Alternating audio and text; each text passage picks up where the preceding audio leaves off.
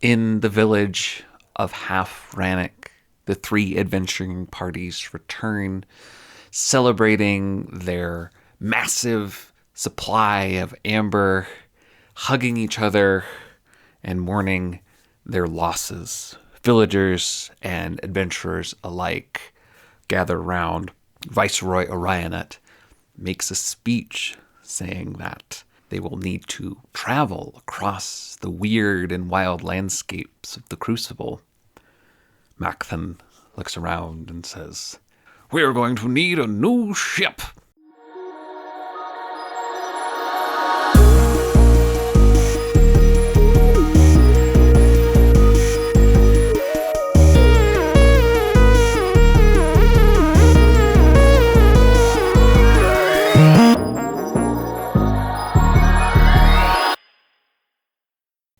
Hello, and welcome back to Sphere Hoppers. We're having so much fun. I am your host and storyteller, Royce Rosewood. We are picking up our adventures of our player characters, our adventurers, and the villagers, and the locals that they've met. They were all mashing together into one great adventure soup. So in the last episode, the final team, the demon team, fought through many demons to get a massive pile of amber and brought it back to the village. Unfortunately, they did not return with all of their party. Only Dragog and Fabum returned. Fabum, of course, heartbroken at the shrine to her failed relationships. Collectively, they have enough amber. Now they just need to get to the location of the vault. And we need to decide who's going to be making this attempt to possibly escape the Crucible and who's going to stay in the Crucible, forever. We've got our adventuring folks, right? We've got Dragog, Suvara, Zamzes, who are on their quest with the Orbs of Ryoria to locate the Sphere of the Gods. So they're going to try to get out. John Shea, of course, Suvara's horse, is going to go. Zavina was one of the ones who wanted to get out. Macthan in the spirit of adventuring, and he's going to, help them build a ship. I think Fabum, now, because of the thing that happened to her, she's feeling so heartbroken, so despondent, even though she's lived in the Crucible her entire life. I think maybe she is willing to take a chance with these adventurers and try to leave the Crucible behind. Kevda, has become the leader of the village. I think that was her whole stance, was to stay and make things work. So she's going to stay. I think Chrisnan is going to stay. He's got his restaurant now. It seems to be doing well. So he's going to stay, but we are going to have to follow up on one thing about that. Viceroy Orionut, the Archon, is going to go with them, right? Because he's going to open up this vault. I think the dragon is going to stay. I think the dragon is maybe tied to the land that got transported, so the dragon is going to stay, or it's just uninterested, or just doing dragony things. I've got these four who I'm sort of unsure about. We've got Havrina, the innkeeper and gambler, Selwyn the fence, who, yes, was grievously injured, but we're going to say before Indkey, the Queen of Sabotage, left, as sort of a final thank you to Dragog for helping her escape, she's going to heal Selwyn the fence with her water healing magic. So Selwyn's back okay, in case anybody was worried about that. We've got Nexus, the cyborg hacker, and then we've got Vivo.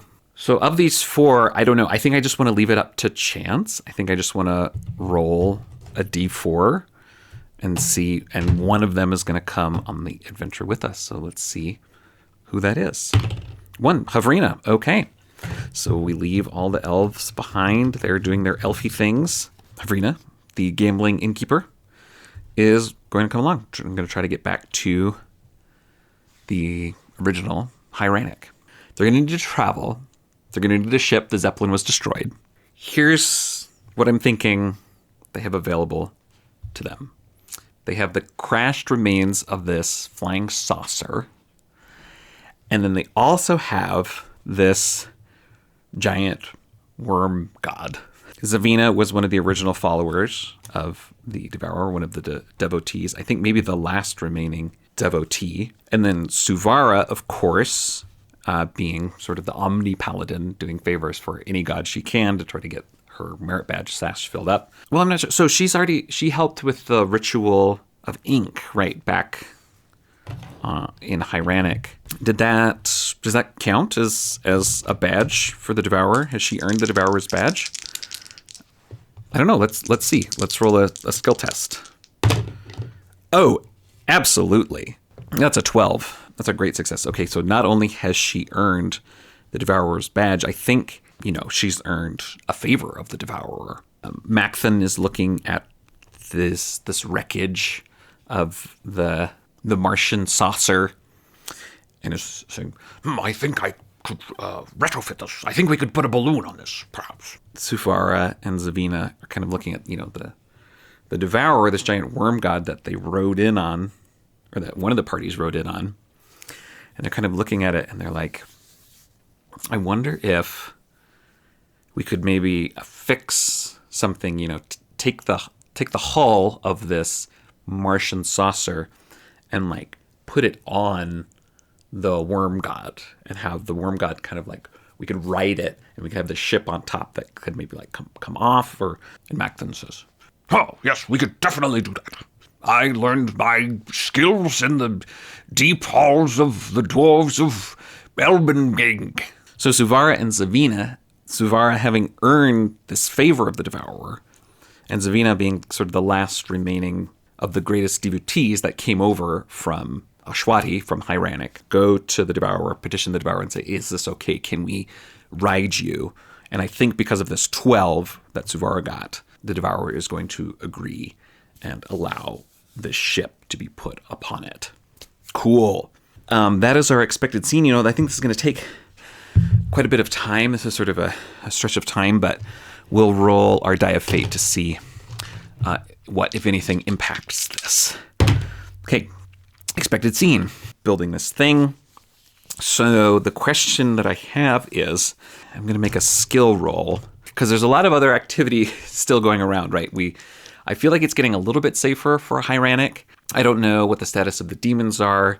The Martians, their lab was destroyed, but, they might still be around and angry.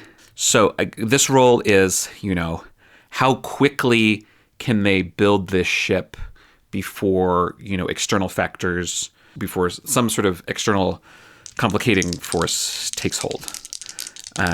So let's see. This is kind of a group roll. Another 12. Okay, no problems. They are working together. They've got, even the villagers, are helping them, even though they disagree, right? Some want to stay and some want to go. Everyone is supporting this and helping this endeavor of rebuilding, retrofitting this Martian saucer and affixing it to this giant worm god. While we are doing this, because if Kristen is going to stay, if you recall, Kristen has a quest that he was given by the god of brittleness to investigate someone called the Crystal King who was being possessed. And sort of Kristen's thing was he was going to ignore this, but then the adventurers kind of pulled him in and said they were going to help him on this quest. And we just sort of never intersected with that.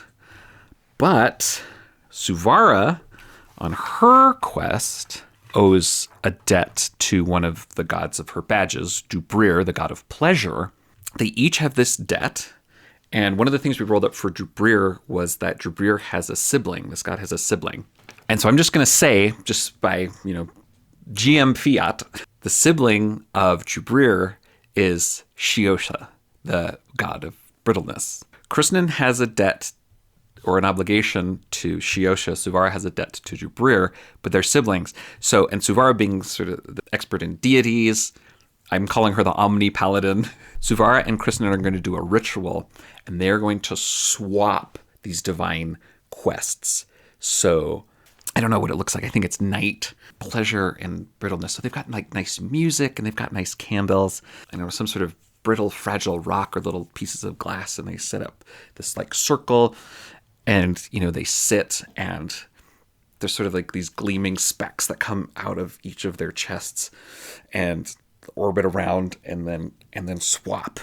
Kristen now has a debt to Dubrir, the god of pleasure, and Suvara is going to take on Kristen's quest to investigate the possessed Crystal King.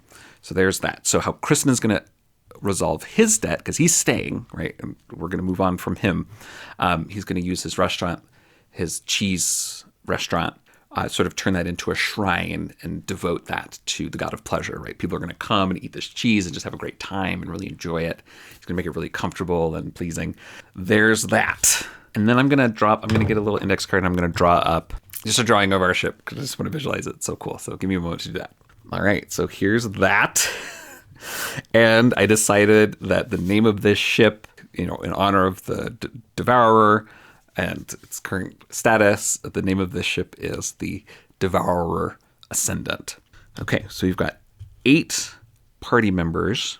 I just have really basic character cards. This is what I do for my personal games, my personal solo RPG games. I just have cards with a list of skills and a list of items, and then goals or problems. Just so I can keep track and remember it, but there's no stats because we're not using a resolution system right now. The only one that I don't know that much about, because we haven't interacted with him very much, is Janshi, Suvara's horse. So I just want to roll up just a couple more traits just to get to know Janshi a little bit. Things that we either haven't noticed or haven't been relevant yet. So I am going to draw some Lore Masters cards. I'm going to draw a secondary figure card. Now, I'm not sure if this is going to work, but we'll see. Trait of hums, whistles, or fidgets. I'm going to say whistles. A skilled whistler. And then I'm going to draw a secondary creature card. Detachable limbs. Janshi is a horse, but this is a very strange world. There are all sorts of weird creatures. So horse-like, but maybe, not exactly a full horse, and has these detachable limbs. Oh, and I do want to know a little bit more about Zavina, too. I know she's a pilot. I sort of said because she went to Pointage so much, she's kind of prone to accidents, diseases. We know she's devoted to the Devourer. One more thing. I'm going to use the life path on Between the Skies and just give her one life path event. And she's a pilot, right? So she spent a lot of time in space. I'm going to roll on the space life events. All right. 41. She's acquired an extraordinary pet. Well, I wonder why this hasn't come up yet. Now, it says pet, but we know she's prone to diseases, right? That's been established. I wonder if it's actually a parasite, there's a thing that lives inside her, which is why we haven't encountered it before. So it says create a creature. So we'll roll up a creature kind of with a parasite in mind. So we know it's small. We know it lives inside of her. 4, it's a fungus or bacterial. Okay, this is fitting in with the diseases and stuff. What does it need? 34, rest. Give it a notable characteristic. 41, camouflage. Okay, well, we'll explain why it hides. We're going to give it a detail. Ink. Oh, does this have to do with the ritual of ink? Well, I thought we had gotten that from that squid. But maybe this kind of connects to her sort of devotion to the Devourer if there are other ink-related rituals. And she has this parasite that lives inside of her. And, maybe she also can generate ink from this parasite.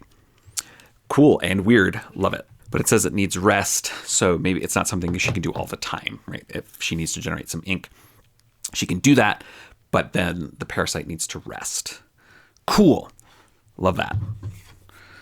Learning new stuff about our characters all the time. Okay. All right, so these 8 are going to take off. Cleared out the space in the saucer. I think they've taken out the engine. First of all, they don't know how it works, but Macklin has maybe put in a balloon, so maybe it can detach if need be, but it's mostly going to be going along the ground, riding on this worm. They each have their quarters. It might be a little cramped. So yeah, roommates might be fun. Suvara is obviously going to room with Janshi. We're going to put Dragog and Macklin together. We're going to put Fabum and Zavina together because they both have piloting. We'll put the pilots together. And then Zamzis and hovering. It's okay. I don't know why I'm just think this is funny. Think about roommates. Okay. So they've hollowed out some quarters. They do have to kind of bunk up together because it's small. And then they've cleared out a large section to take on this massive stash of amber. And then, of course, Viceroy Orionet, being incorporeal, or mostly, can just kind of like hang out. All right, so they are heading out. No problems getting it built. They say goodbye to their village. They say goodbye to Kevda and the dragon and Kristen and all the other villagers that they've, made friends with. And they move on. They are going to travel across the Crucible in search of this vault and hopefully unlocking it and finding a way off of the Crucible. I'm going to run it as a journey, as a travel. I'm wondering how many stops they're going to make. I don't want to do too many. So I'm just going to say 2. So they've got a leg where they need to get through one section of their journey, get to like kind of one area, kind of a stopping place, and then another leg through like another region to get to another place. So kind of two legs of this journey. I'm going to kind of be adapting some of the travel procedures from Between the Skies that generate things along the way. How it works is basically you roll a 6-sided dice, and on a 6 you get progress, and on anything else something else happens. But if you roll the same thing again, so if you roll a 2 again, that also counts as a progress, and we'll say it's 2 progress to each stop. Heading out. So we're going to generate kind of like this first region. Now, something I've been thinking about, it seems like there's a lot of Aquans around. We had that unfathomable cult that came and visited the village. There was an Aquan in the Sanctum City. There was an Aquan in the Demon. So it seems like, and we know that we're kind of near an ocean, even though it's a fungal ocean. So there might be like more of a true ocean beyond. So that's kind of what I'm thinking. So I'm thinking somewhat ocean, but we're going to mix it with whatever region we pull here. Desert. And we're going to modify that with our Make Things Weird table. Give it an origin and a namesake. The Desert of Endless Tracks. And give it an origin. Shaped by a terrible mining disaster. Well, I'm abandoning that thought about the Aquans because it's just not connecting. I'm going to follow the oracles and go with this idea. So there's the Desert of Endless Tracks, which is great for our worm. And then we know that there was this mine, this abandoned mine that was pulling out, what did we call it? The tech iron, or so there's sort of some sort of history here, right? Where I think maybe this place was, totally stripped of this resource, and then the community that was there eventually collapsed, but there's like this desert wasteland. We're going to call this a wilderness travel. So we're going to roll in this, but we're also going to roll our Die of Fate to see if anything connects, anything that we've seen before. We're going to come back to interact. So travel die 2. Hint about a nearby site so we can see something. And let's get our Die of Fate. 6 blank. And a weird or unexpected object. And a hint about a nearby site. Okay, just marking that we've got a 2 on this leg of the journey so far for our progress. I'm just trying to connect this to things that we've seen before, which we don't have to do. It could be something totally new. But I'm wondering if we see the Transcendent Mountain, Patlos and his criminal organization, well, now criminal, they used to defend this thing that was taken over by the Sanctum. I'm going to call that unlikely, but we'll see what the dice say. 29. Yes, that is what it is. We get a hint. We see kind of off in the distance, there's this pile of, well, we knew it was constructed and it's made of all these different pieces. I'm imagining sort of just like this pile of artifacts, this transcendent mountain that Sanctum has taken over. So maybe they see, there are night patrols. I don't think they have any particular need to go explore that, but we just sort of know that that's nearby. I'm going to keep going. Okay, going on to our next wilderness travel. 5, weather or environmental hazard. Rolling on this. Okay, expected scene. Okay, so I assume this would be some kind of dust storm. I think maybe they just have to kind of hunker down for the night. A big dust storm whips up in this desert. They're following along these tracks, but the visibility just gets really low. They take the worm down. The worm burrows underground, and their ship can kind of stay right above ground.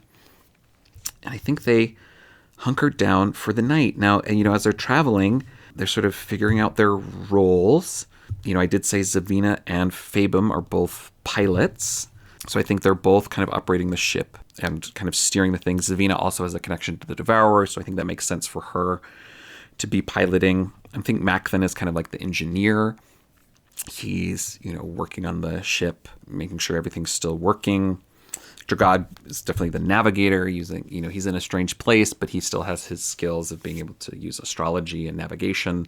Zamzes is, I think, the gunner, if they have any sort of weapons, but he's also got his, laser eye beams, so maybe he's got a little portal that he can kind of stick out and, if they needed to get in combat. And then sort of the rest of them are just sort of along for the ride, maybe helping out. Oh, maybe Havrina is kind of like, she was an innkeeper, right? She's kind of a little bit of a chef, she can kind of prepare meals or like kind of manage the inventory. Yeah, cool. So I'm just imagining that, and they just kind of have a nice, even the storm is raging around, they sort of have this nice kind of cozy evening in this saucer. We rolled a 5. All right, continuing our wilderness travel die, getting across the desert of endless tracks. 1, encounter with an NPC or a creature. Well, and then let's roll our die of fate. Okay, expected scene. An NPC or a creature, so we'll say 1 for creature, 2 for NPC. We're going to roll on our Crucible thing. I could roll on species or I could roll on faction. So 1 for species, 2 for faction. It's a faction. Okay, got this D12.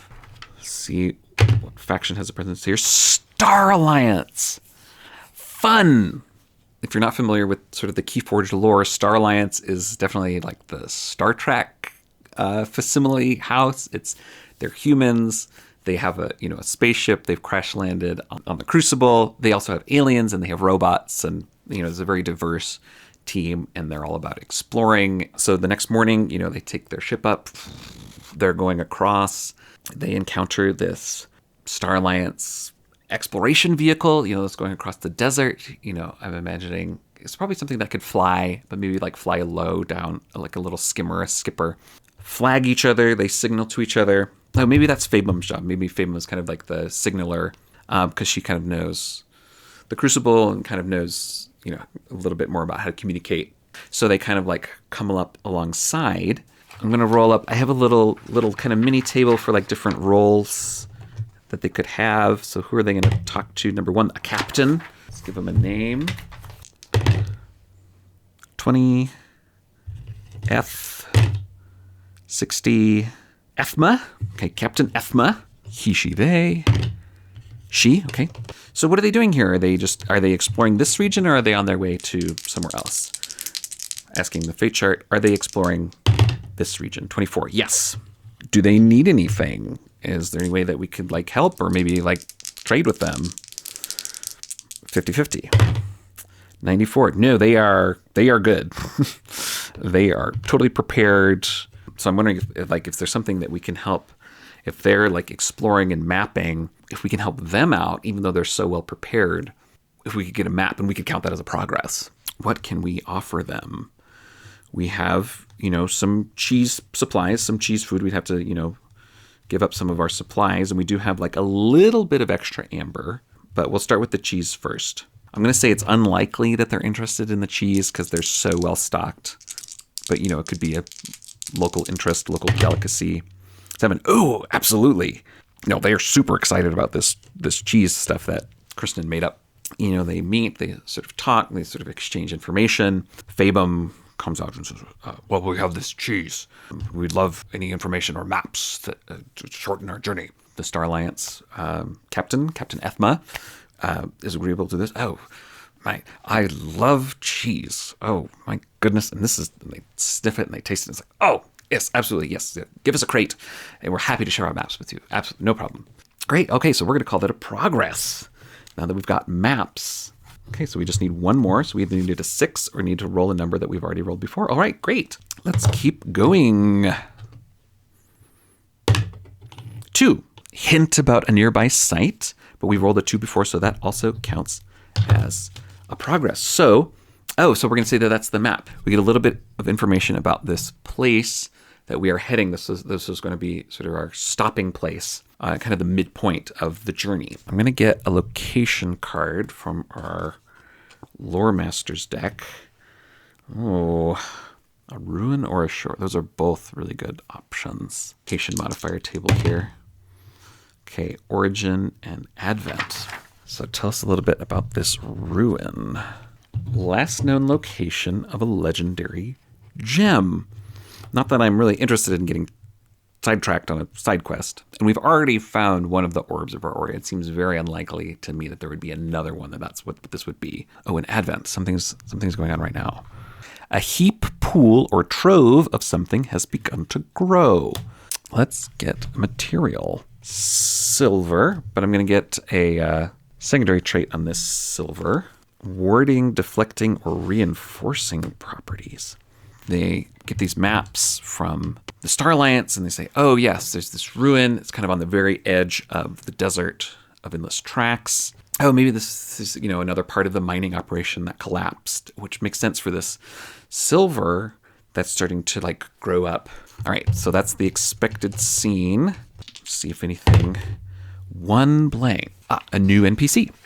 Same thing. I can roll on. Since we've rolled faction last time, let's roll a species. There's somebody here on our sentient species table. To an Aquan. Keep getting Aquans. See, it's going to connect it for me. I don't have to force it. It's going to do it anyway. And I'll draw a figure card to see what their kind of role is. Oh, an underworld god. Oh, okay. Well, so that sort of connects. So in the lore of Keyforge, right, the Unfathomable has all these cultists. They have all these sort of these secret gods of the depths. Oh, okay. Maybe this place used to be an ocean. And with all the mining activity, it was totally drained and it was turned into this desert. So there used to be an ocean here and this Aquan population here. But now there's this lost and forgotten god of the depths that's trapped here. And there's something about this silver that is coming up. This silver has warding, deflecting, or reinforcing properties, which the Star Alliance maybe made a note of, but said, oh, there's this weird god presence there. Don't go there. Avoid it. But Macfin says, perhaps we could use that to reinforce the defenses of the ship. I did the best I could, but any sort of extra defense might be helpful against all this sand and dust and, of course, the ravages of the Devourer. Cool. So there's an opportunity here. We could try to get this silver, try to reinforce, maybe have some reflection, some defense on the ship. But there's this god there. Oh, okay. Last known location of a legendary gem. So they get there. There's all these ruins, buildings. The desert kind of comes up to the edge. There's maybe evidence of fossils, these underwater fossils. Suvara, goes out and is okay, well, I'll go commune with this god. I'll go talk to this god. And does so. How does that communication go? Give her a skill check. Okay, 10. Yeah, she knows what she's doing. Learns the name of the god. Deity names table here. 29. Ha. 27. Hagan. So Suvara goes, prays. Quite the skill, being an omnipaladin, being on a strange world you've never been on, encountering a lost god, being able to pray and communicate. It's this vision, deep rumblings beneath the surface.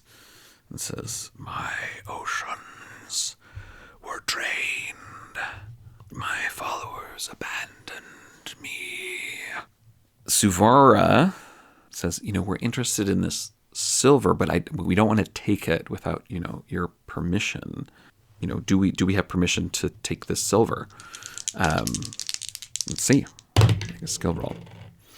No, it is sacred to me and my peoples. However, if you could return to me the gem that was taken, I would allow this. Well, this is all very interesting. But we did have sort of the sense that, when these vaults appear, Archons compete to open these vaults. So there is sort of a time limit. And I don't think, this advantage of being to armor the ship is worth kind of going on like a side track. But you know what? We'll put it as a thread. And if it happens to come up, so, Suvara continues the ritual and says, "Oh, great and powerful Hagan, we respect your wishes. We will not take this silver from you. And while we cannot divert from our current quest, we will keep an eye out for your missing gem." And Hagan says, "Thank you," and fades away. Very cool. They've made it one leg of their journey, made it to the stopping place. It does seem like there's sort of a side quest here, which I don't think we're going to take. Honestly, I think we're going to just keep moving on. But there's something there maybe for someone else, a future adventure, or, sometimes we just let things go and we just let it flavor the environment and give depth and interest to the world. With the leg of that journey ended, I think we're going to stop there. So thanks so much for following along with the adventures of the Devourer Ascendant and the crew as they travel across the Crucible, trying to escape, unlock a vault, and get their way off of this world. So if you're enjoying this, please like, subscribe, and share. Leave a comment. I always love to hear from you guys. And until next time, keep hopping.